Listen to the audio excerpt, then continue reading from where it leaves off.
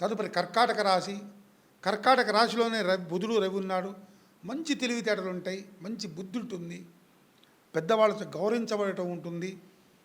ద్వితీయంలో కేతువు ఉన్నాడు, అంటే కుజవత్ కేతువు అని కేతువు కూడా దుష్ఫలితాలని ఇస్తాడు. అందులో రవి స్థానంలో ఉన్నాడు కాబట్టి కొంచెం మనిషిని ఎదగనీయుడు. తృతీయంలో కుజుడు ఉన్నాడు కాబట్టి పెద్దగా ఇబ్బంది కాదు. షట్కం అంటే ఆరో ఇంట్లో చంద్రుడు ఉన్నాడు కాబట్టి శత్రుస్థానం అటువంటి మన మనసే మనకు శత్రువు అవుతుంది. ఒక్కోసారి మన మనసు మన మాట వినగలగాలి, అట్లా దాన్ని కంట్రోల్ చేసుకోగలగాలి. అష్టమంలో రాహు ఉన్నాడు కాబట్టి అష్టమంలో రాహు ప్రమాదకారి. ఏదో ఒక విషయంలో అనారోగ్య సూచనలు కలగజేస్తాడు. భాగ్యంలో శని ఉన్నాడు, మంచి భోగాన్ని ఇస్తాడు.